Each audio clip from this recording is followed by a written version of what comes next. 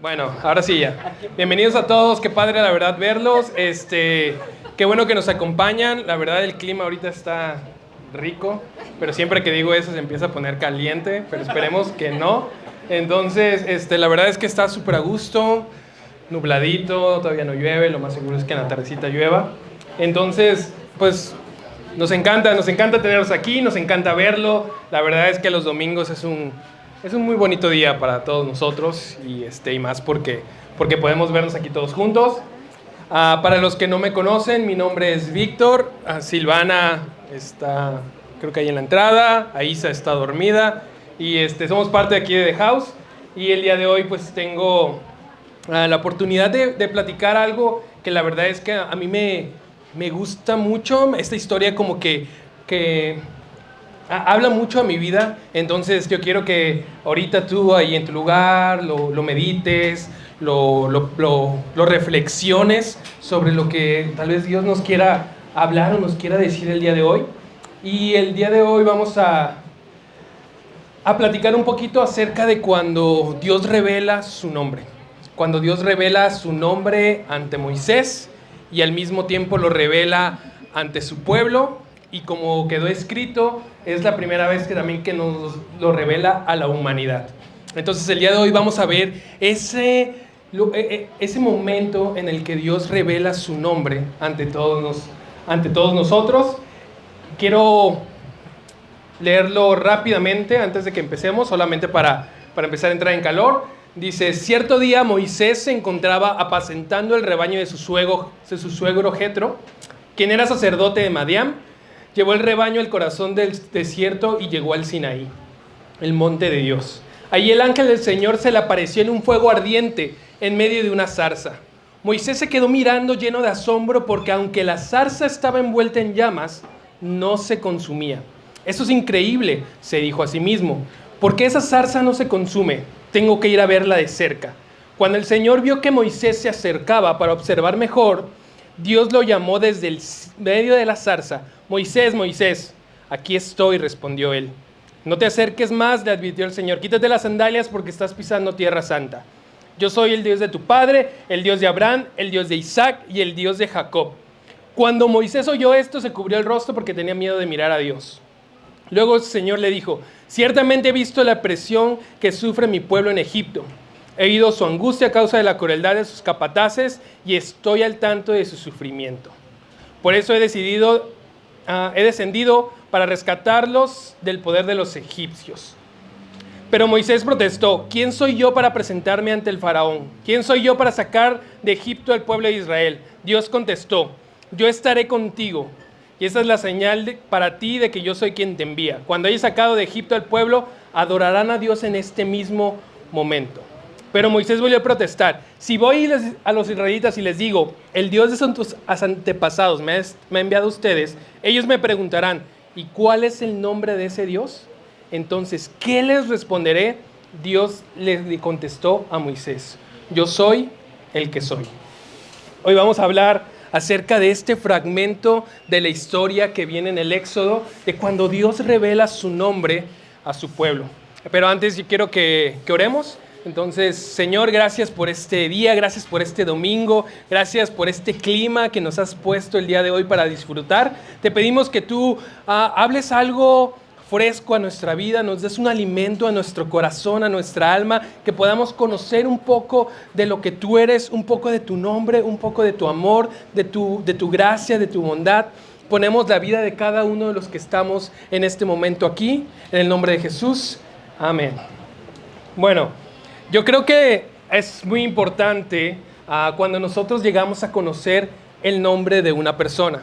De hecho, conocer el nombre de una persona como que eso es el primer punto para empezar a tener una relación un poco más íntima con alguien. Es como el primer contacto. Te lo puedes presentar, lo puedes ver a lo lejos, pero cuando conoces su nombre es la manera en la que la relación empieza a subir como de nivel. Y eso es lo que pasa en una relación, cuando conocemos el nombre de alguien. Yo creo que muchos o todos espero, no creo que sea el único, hemos estado en una situación donde pues, no te acuerdas del nombre de una persona que tú que ya se te había presentado, ¿no? Entonces tú estás con esa persona, no te acuerdas de su nombre, en tu cabeza estás haciendo como cierto match, a ver qué nombre le queda a su cara, estás como Diego, Ismael, Mario, así estás, y mientras estás viendo, mientras él está hablando y todo, y tú, no, Víctor, Manuel, y estás así, y simplemente como que nada da con el nombre de esa persona, y es incómodo cuando uno no llega a conocer, o no llega a acordarse del nombre de esa persona. Luego te dicen, no, pues hay muchos métodos que tú puedes hacer, preséntaselo a alguien más y que cuando él se presente, pues tú ya te vas a escuchar el nombre otra vez, ya lo vas a saber y cosas así. Pero también luego nos pasa que conocemos tal vez a alguien y le decimos su nombre, pero se lo estamos cambiando. Digo, a mí me ha pasado, la verdad, y llevo como días y semanas donde yo a una persona le decía un nombre y ese no era su nombre. O sea, un día sí se acercó y me dijo, oye, Víctor, pues muy chido y todo, pero no me llamo así. Y yo, ¿cómo crees que no te llamas así? Pero ¿por qué nunca me habías dicho nada? Dijo, pues es que me daba pena decirte. Y yo así de, y a todo el mundo se lo presentaba con el nombre incorrecto a esa persona. Era como horrible. Entonces, muchas veces eso nos pasa, ¿no? Cuando no llegamos a conocer a mi esposa Silvana, viene de está en una familia que les encanta cambiar los nombres. O sea, ellos pasaron no solamente de conocerse por nombres, sino que van poniendo apodos, pero como que esos apodos que ponen ellos van creciendo junto con la persona. Y empezó con un apodo que tenía como sentido y luego terminan con unos nombres que la verdad es que no sabes cómo llegaron ahí. Una de las hermanas de Silvana se llama Diana y su apodo actual creo que es Marta. Y yo no sé en qué momento llegó de Diana a Dianis, a Tazas, hasta llegó que fue Marta. Entonces ellos se la pasan como cambiando los nombres a Isa, a mi bebé que se llama Isa, como se parece mucho a mí, sus primas ya le dicen ahora Vicky. Entonces ella es Vicky, entonces siempre que dicen Vicky, ahí se voltea. Entonces ella ya empezó su proceso de su cambio de nombre, que no sé a dónde va a llegar, tal vez va a llegar a Isabel o a Sofía, no sé, pero eso es así. Pero tú cuando tú conoces el nombre de una persona, como que la relación es más íntima, es más personal, es más real, y eso es exactamente lo que toda la primera parte de Éxodo nos quiere contar acerca de Dios. Un Dios revelando su nombre a la humanidad. Un Dios que Él pone el primer paso para tener una relación más íntima con cada uno de nosotros. Un poquito del contexto, que yo creo que la mayoría conocemos esta historia.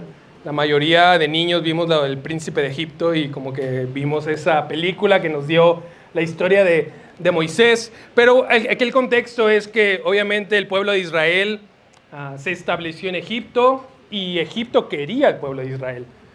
Gracias a José el Soñador, hubo una buena relación entre Egipto y el pueblo de Israel, pero después pasaron las generaciones, llegó un nuevo faraón, el pueblo dice que empezó a crecer tanto y empezó a ser muy numeroso que el faraón tuvo miedo y entonces empezó una opresión que la verdad es que la historia es bastante violenta, bastante fea, todo lo que empezó a hacer Egipto para poder oprimir al pueblo de Israel.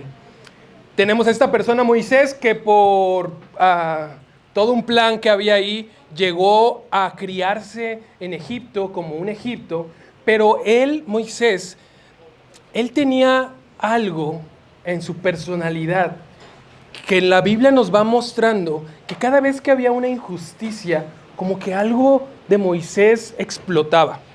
Dice que una vez uno de los capataces estaba dañando a unos del pueblo de Israel y él no se pudo controlar y actuó y en ese momento, en esa acción, asesinó al Egipto. Entonces, él huye al desierto porque se enteran todo el mundo, se entera el faraón. Entonces, él huye al desierto, pero en el desierto pasa otra vez lo mismo. Dice que estaban unos pastores en el pozo que estaban a punto de también, como que estaban agrediendo a unas jóvenes y que como que Moisés también algo pasa dentro de él y que va y se lanza y salva a estas muchachas. Entonces, como que ya había algo en Moisés acerca de la injusticia, acerca de la opresión, acerca de que el fuerte se impusiera ante el débil. Entonces Moisés ya tenía como esta actitud, ¿sí? Y luego Dios dice que escucha el clamor de su pueblo, escucha su dolor, escucha su sufrimiento, y entonces Éxodo 2 al final dice, Dios decide actuar. Y es cuando empezamos exactamente que Dios revela su nombre a su pueblo. Entonces ahora sí, yo lo que quiero ver es, hay ciertas características y ciertos aspectos que a mí me encantan de cómo Dios se revela al pueblo, que es los que son los puntos que vamos a tocar el día de hoy. Y vamos a empezar con Éxodo 3:2. Entonces dice, allí el ángel del Señor se le apareció en un fuego ardiente en medio de una zarza. Moisés se quedó mirando lleno de asombro, porque aunque la zarza estaba envuelta en llamas, no se consumía. Esto es increíble, se dijo a sí mismo. ¿Por qué esa zarza no se consume? Tengo que ir a verla de cerca. Me encanta cómo Dios se presenta ante el pueblo, ante la humanidad, ante Moisés, como un fuego que no consume. Yo vengo de mucho tiempo de ser cristiano, vengo de toda una formación cristiana de cuna, y yo siempre que relacionaba a Dios y relacionaba fuego, era un fuego consumidor. Era un fuego que venía a quemar, que venía a destruir, que venía a dejar en llamas, era un fuego al que uno le tenía temor. Pero viene Dios y la primera vez que se presenta ante la humanidad, dice que se presenta como un fuego que no consume, un fuego que no quema, un fuego que no destruye. Es que esta zarza estaba envuelta en ese fuego, pero la zarza no se quemaba. La zarza seguía en pie, seguía ahí. Entonces, a mí me hace pensar más que este fuego se parecía tal vez como a un fuego que tú prendes en una chimenea, en una cabaña, en un invierno. Y es un fuego que da una calidez, es un fuego que ilumina la sala, es un fuego que abraza, que hace que el sitio se sienta como un hogar. Y es exactamente lo que pasa, porque cuando Moisés ve este fuego, en vez de sentir ese ardor, en vez de sentir ese miedo, dice que él queda cautivado y se acerca al fuego. Entonces, ¿cómo esta calidez en la que Dios se presenta? Le dice la Biblia que esa calidez empieza a crear a su alrededor un lugar santo. Dice, este es un lugar santo. La santidad que yo presento, la santidad que yo doy, la santidad que yo hago sentir alrededor, no es una santidad que te va a hacer correr, no es una santidad que te va a hacer que huyas, que tengas miedo, sino que te acerques, que te cautives, que te dé esa calidez, que te dé ese abrazo que necesitan. Porque cuando el pueblo sufría más, cuando el pueblo de Israel estaba en mayor sufrimiento, en mayor esclavitud, en mayor opresión, viene Dios y se presenta como un fuego que abraza, que ilumina, que guía, que liberta, como un fuego que realmente nos da esa calidez para crear un lugar santo. Luego dice en Éxodo más adelante, en el 3:7, luego el Señor le dijo: ciertamente he visto la opresión que sufre mi pueblo en Egipto. He oído sus gritos de angustia a causa de la crueldad de sus capataces. Estoy al tanto de su sufrimiento. Cuando Dios se presenta ante Moisés, se presenta como un Dios que mira, como un Dios que ve. Un Dios que ve el sufrimiento de su pueblo. Y cuando nosotros tenemos ese encuentro con Dios, cuando Dios se presenta con nosotros, no es un Dios que está distante, no es un Dios que está lejano, no es un Dios que está como sabiendo todo lo que hicimos mal, sino que dice que Él ve nuestro sufrimiento, Él ve nuestro dolor, y todavía dice, Él está al tanto de lo que estamos pasando. lo que estamos viviendo actualmente, la situación que tú estés, Dios está al tanto de esa situación. Dios no te ha dado la espalda, Dios no ha retirado su oído sobre tu vida. Él está al tanto de lo que estás viviendo, de tanto de tus proyectos, de tus sueños, tus éxitos, pero también de tu sufrimiento, también de tu dolor, también de las cosas que tal vez no están saliendo bien. Dios se presenta como un Dios que escucha, que nos ve, que está al tanto de cada uno de nosotros. Más adelante en el 10, dice, Dios le dice a Moisés, ahora ve, porque te envío al faraón. Tú vas a sacar de Egipto a mi pueblo Israel. Pero Moisés protestó. ¿Quién soy yo para presentarme ante el faraón? ¿Quién soy yo para sacar de Egipto al pueblo de Israel? Dios contestó, yo estaré contigo. Y esta es la señal para ti de que yo soy quien te envía. Cuando hayas sacado de Egipto al pueblo, adorarán a Dios en este mismo monte. Dios se presenta también como un Dios que nos dice, yo voy a estar contigo. Yo estoy contigo. Yo voy a estar ahí en lo que tú hagas. Pero la parte que más me encanta de estos dos versículos es que nosotros hemos trabajado, hemos aprendido, hemos estado en las iglesias sabiendo que nosotros tenemos que confiar en Dios, que nosotros tenemos que creer en Dios. Trabajamos para que nuestra fe en Dios como que sea más grande y como que vaya fortaleciéndose. Pero aquí Dios le dice algo que me encanta a Moisés. Dice, cuando saques al pueblo de Egipto, adorarán en este monte. ¿Por qué? Porque Dios cree en Moisés. Y Dios cree en cada uno de nosotros. Cuando nosotros no creemos en nosotros mismos, podemos creer en Dios porque Dios sí cree en nosotros. Dios cree en la capacidad que te dio. Dios cree en cada una de las fortalezas que tú tienes porque Él te las dio. Porque dice, yo estoy contigo. Y cuando lo hagas, van a adorar a Dios. Entonces la señal realmente no era una señal futura. La señal que le estaba dando Dios era cuando lo hagas, porque yo sé que lo vas a hacer, yo sé que lo puedes lograr. Y cuando tú te des cuenta que lo hiciste, ahora sí me vas a agradecer.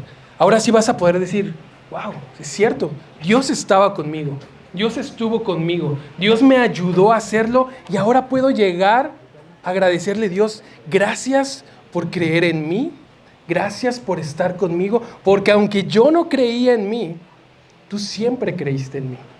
Cuando nosotros tal vez estamos puede ser en una empresa o en un proyecto, tienes a alguien más arriba que tú, tienes a un jefe, tienes a alguien que rendirle las cuentas. Cuando esa persona cree en ti, es mucho más sencillo realizar el proyecto.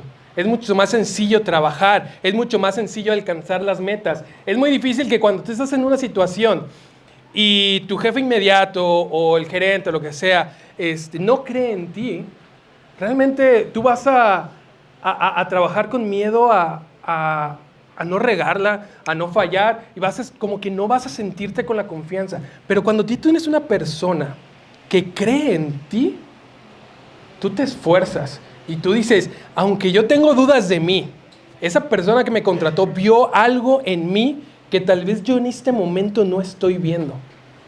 Y dice, entonces voy a hacerlo y voy a darle. Moisés, como vimos, él tenía una actitud un poquito rara cuando él veía la injusticia, que él no podía controlarse, saltó contra el egipcio, saltó contra los pastores, y Dios sabía de eso.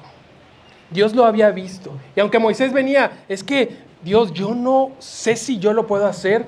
Dios le decía, yo sí sé que tú lo puedes hacer. Yo veo algo en ti que ni tú mismo ves en ti. Entonces nosotros podemos voltear a ver a Dios cuando Dios se aparece ante nosotros y creer en Él, porque Él sí cree en cada uno de nosotros. Él ve algo en nosotros que nosotros muchas veces no vemos. Aunque tal vez nosotros decimos, ¿sabes qué? No puedo hacerlo, no puedo lograrlo, no soy tan fuerte, no soy tan inteligente, no soy tan sabio. Dios dice sí, porque yo sé lo que tú eres capaz. Yo sí sé, yo soy el que estoy contigo y yo sé lo que puedes hacer. Entonces, cuando Dios viene y se presenta con nosotros, se presenta como un Dios que cree en nosotros y cree mucho más en nosotros de lo que nosotros podemos creer en Él. Más adelante, en el 13, dice, pero Moisés volvió a protestar. Si voy a los israelitas y les digo, el Dios de sus antepasados me ha enviado a ustedes, ellos me preguntarán, ¿y cuál es el nombre de ese Dios? Entonces, ¿qué les responderé? Dios le contestó a Moisés, yo soy el que soy. Dile eso al pueblo de Israel, yo soy, me ha enviado a ustedes. Dios también le dijo a Moisés, así dirás al pueblo de Israel, Yahvé, el Dios de sus antepasados, el Dios de Abraham, el Dios de Isaac y el Dios de Jacob, me ha enviado a ustedes. Este es mi nombre eterno, el nombre que deben recordar por todas las generaciones. Entonces viene Dios y se presenta, da por primera vez en la historia de la Biblia su nombre y dice, yo soy el que soy. Para el estudio del nombre de Dios, hay muchísimos estudios que se han realizado a lo largo con diferentes teólogos, rabís judíos, gente que se mete a estudiar qué es lo que quiso decir, qué es lo que quiso dar Dios con su nombre. Y la palabra Yahvé que vemos aquí, ese es como el acuerdo más que tuvieron como más importante, donde todos llegaron a esa misma conclusión del nombre de Yahvé. Y para los judíos, de hecho, para los judíos este nombre es demasiado imponente, es demasiado santo, tanto que ellos realmente lo quitaron de la Biblia, lo quitaron de las Escrituras. De hecho, muchas partes de la Biblia, ellos tomaron el nombre de Yahvé para cuando Moisés les dijo, ¿saben qué? No usen el nombre de su Dios en vano. Los judíos se lo tomaron muy literal. Dicen, no vamos a usar el nombre de Dios. Entonces ellos agarraron y en todas las partes donde venía Yahvé, escribieron Adonai, que significa el Señor. Y por eso nosotros muchas veces en la Biblia vemos esta parte de el Señor en mayúsculas. Porque ellos ponían Adonai para no utilizar el nombre de Yahvé en vano. Yo aquí lo estoy repitiendo muchas veces, ¿verdad? Pero ellos lo utilizaron para... Y luego, no solamente eso, sino que ellos tomaron el nombre Yahvé y agarraron el nombre Adonai y hicieron una mezcla en consonantes y vocales y salió una palabra que se dice Yahová. Y entonces ahora nosotros, cuando hubo el cambio, la traducción y todo esto, se cambió y se creó la palabra Jehová. Y luego, entonces muchas veces cuando nosotros decimos el Señor, cuando decimos Jehová, cuando decimos Adonai, nos estamos refiriendo realmente al mismo nombre que Dios había revelado a la humanidad como Yahvé. Y aquí muchas de los estudios que hay acerca de ese nombre hablan que el yo soy el que soy está refiriéndose a ciertos aspectos. Uno de ellos es el aspecto de lo eterno. Está tomando el pasado, está tomando el presente, está tomando el futuro. Dice, yo soy el que soy, yo siempre he sido, yo siempre soy y yo siempre seré. O sea, yo no he necesitado de algo más para ser, porque yo siempre he sido, yo siempre he estado, yo estoy aquí. Dice, yo soy el que soy. Y el otro aspecto lo veían como un aspecto creacional, que era, y todo lo que es gracias a que yo soy. Entonces, Dios le estaba diciendo a Moisés, yo lo soy todo, yo soy. O sea, Moisés decía, pero, o sea, ¿cómo van a creer en mí? Porque yo estoy contigo. O sea, ¿qué me va a dar esa fuerza para ir con el faraón? Yo soy la fuerza que necesitas para ir con el faraón. Pero ¿quién me va a dar la seguridad para poder realizar esto que quiero hacer? Yo soy el que te voy a dar la seguridad. Yo soy el que te voy a dar la gracia. Yo soy el que te voy a dar la sabiduría. Porque yo estoy contigo. Entonces, la revelación del nombre de Dios es tan fuerte porque nos dice de lo eterno que Él es. Y aún así Él baja a decirnos su nombre, a compartirnos su nombre. Una de las formas en la que ven también esta palabra, este nombre, es como el que sopla o el que da aliento de vida. Y si nos vamos a Génesis 1:2, ahí podemos ver cómo cuando la tierra estaba vacía y estaba desordenada, lo único que sí habitaba ahí, lo único que sí existía, lo único que rodeaba toda la humanidad, toda la tierra, todo el mundo, era el Espíritu de Dios. Y en ese punto, ellos utilizan la palabra ruach, que significa exactamente soplo, que significa aliento, que significa respiración. Quiero que nos vayamos a Génesis 2:7. Dice, luego el Señor Dios formó al hombre del polvo de la tierra, sopló aliento de vida en la nariz del hombre y el hombre se convirtió en un ser viviente. Su presencia, su espíritu ya vive con nosotros. Nosotros vivimos gracias a que Él es y que Él está en cada uno de nosotros. Así que lo que Dios le estaba diciendo a Moisés es que tú puedes hacerlo porque yo ya estoy en ti, yo ya vivo en ti. Y muchas veces cuando nosotros estamos en esa confusión, cuando nosotros estamos en ese sufrimiento, cuando nosotros no sabemos qué hacer, a veces podemos recordar que Dios ya está dentro de nosotros. Y nosotros vivimos gracias a que Dios vive en cada uno de nosotros. La teoría que más a mí, en lo personal, me gusta acerca del nombre de Dios, de Yahweh, es que lo ponen como realmente Dios lo que reveló fue constantes aspiradas.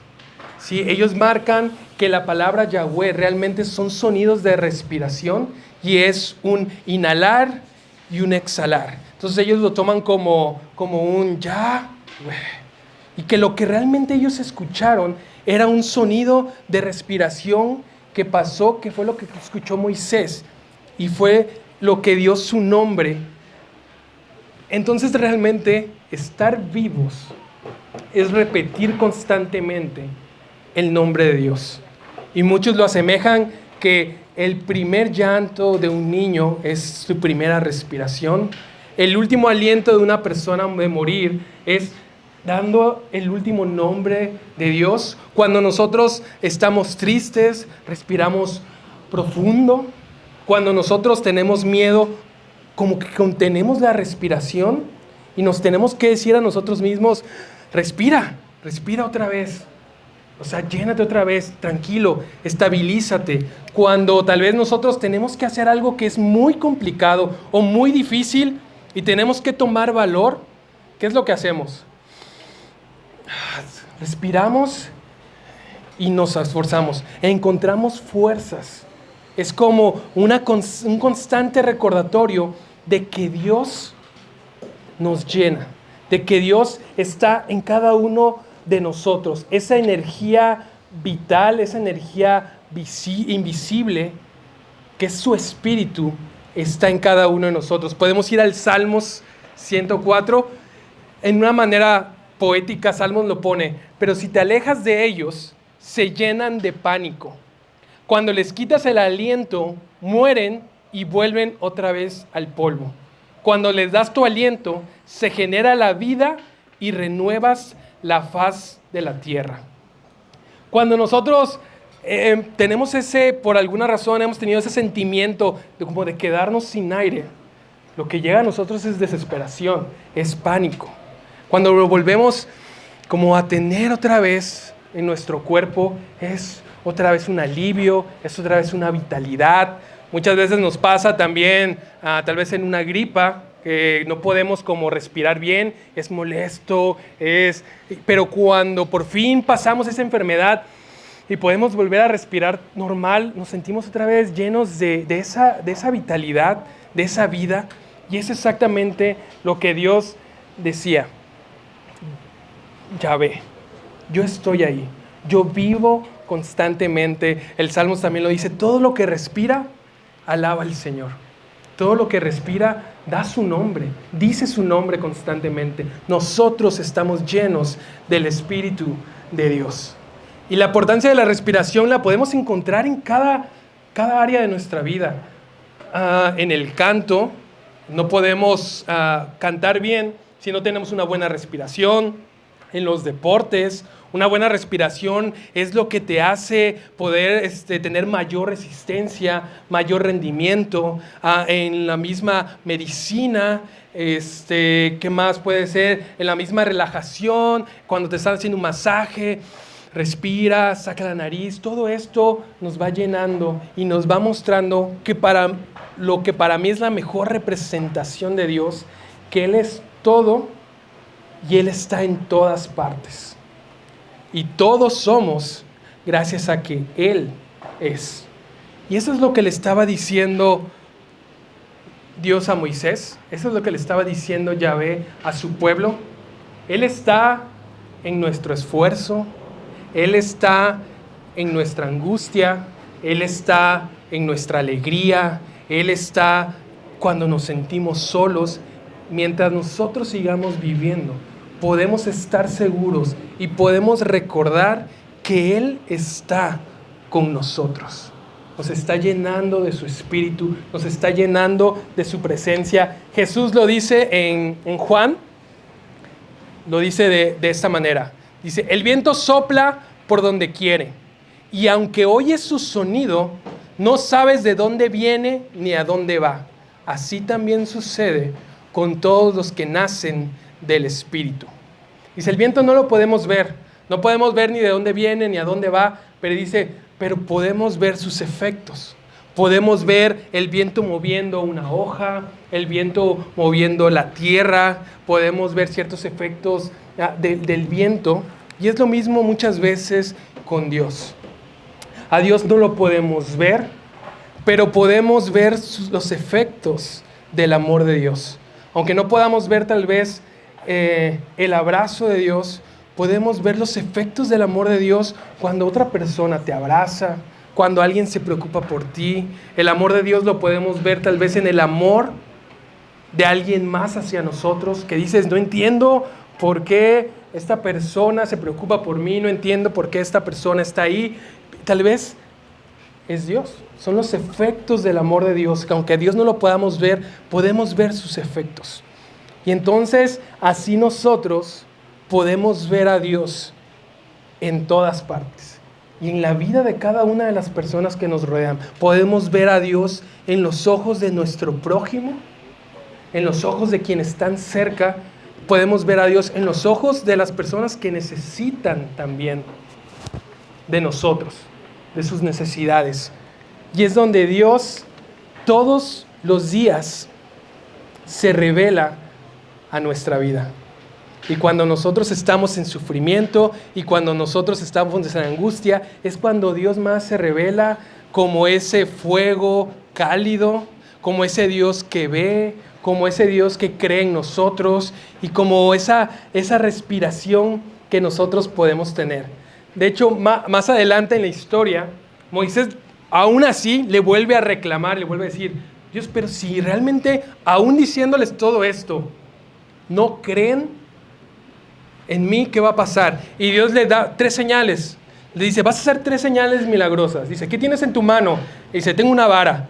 Y dice, suéltala. Y cuando la suelta, la vara se transforma en una serpiente. Luego dice, mete tu mano a la túnica. Y cuando él la mete, la mano queda seca. La vuelve a meter y la mano queda otra vez como una mano sana. Y luego dice, agarra agua del río y tírala al suelo. Y el agua se convierte en sangre. Es simplemente una demostración de cómo Dios da vida. Dice, de una vara a una serpiente, de una mano seca a una mano sana, de agua a sangre que representa la vida. Dice, ese soy yo, el que da y quita vida. Y que lo que vive es gracias a que yo estoy ahí. Entonces, si nosotros estamos aquí, si nosotros estamos vivos, constantemente estamos adorando, constantemente estamos alabando, estamos repitiendo el nombre de Dios. Y estas señales, así como Moisés las llevó al pueblo de Israel y las llevó a Egipto, Dios nos dice lo mismo. Cuando nosotros decimos, pero ¿cómo van a saber las otras personas que tú eres Dios? Y dice, porque tú vas a llevar vida a donde hay muerte. Vas a llevar esperanza a donde ya no hay ninguna oportunidad. Vas a llevar amor donde solo hay egoísmo. Vas a llevar perdón a donde solo hay odio. Y dice, y esas cosas van a mostrar que yo estoy contigo. Que yo soy tu Dios. Y que yo estoy en todas partes. No sé si los músicos gustan pasar. Vamos a terminar. Quiero que por último vamos a ir a Ezequiel 37:9. Eso es exactamente también. Ese es el pueblo de Israel donde está pasando un momento también muy fuerte, un sufrimiento muy grande, muy oscuro, un pasaje muy oscuro de su historia. Y viene Ezequiel a darles una palabra de parte de Dios, porque ellos sentían que Dios ya los había abandonado, que Dios ya no estaba con ellos, que ellos estaban completamente solos, que estaban muertos, que ya no había ninguna esperanza para su vida. Entonces viene Dios y le dice, entonces Dios me dijo, llama al aliento de vida, dile que yo le ordeno que venga de los 4 vientos cardinales y que les dé vida a estos huesos muertos. Yo le repetí al aliento de vida lo que Dios me ordenó decirle, y el aliento de vida entró en los huesos. Entonces los huesos revivieron y se pusieron de pie. Eran tantos que parecían un ejército. Dios me dijo entonces, Ezequiel, estos huesos representan a los israelitas. Ellos se andan quejando y dicen, no hay remedio, estamos perdidos, somos unos huesos secos, pero tú vas a hablar con ellos y vas a darles de mi parte este mensaje. Israelitas, ustedes creen que están muertos, pero yo soy su Dios. Yo abriré las tumbas donde creen estar encerrados y los sacaré de allí. Soplaré sobre ustedes para darles mi aliento de vida y los haré volver a la tierra de Israel. Cuando yo haga esto, ustedes volverán a vivir y reconocerán que yo soy su Dios. Yo, el Dios de Israel, lo he dicho y lo cumpliré. Cuando más necesitamos a Dios, Dios viene como un aliento que vuelve a dar vida. Viene como un soplo, como un espíritu que vuelve a llenar nuestra vida, nuestro corazón, nuestros sueños de vida. Donde creíamos que solo habían huesos secos, donde creíamos que solo había muerte, podemos recordar que estamos respirando y que Dios sigue con nosotros. Muchas veces lo más espiritual, lo más cristiano y lo más místico que podemos hacer es detenernos y respirar. Recordar que Dios está con nosotros. Señor, gracias porque tú eres bueno. Gracias porque tú estás con nosotros. Gracias porque tú llenas todo nuestro ser, toda nuestra vida, toda nuestra mente. Te pedimos que tú seas ese aliento de vida que nos haga seguir, nos haga ir más allá. Restaura nuestra vida, restaura nuestra mente. Crea, Señor, algo nuevo de esos huesos secos.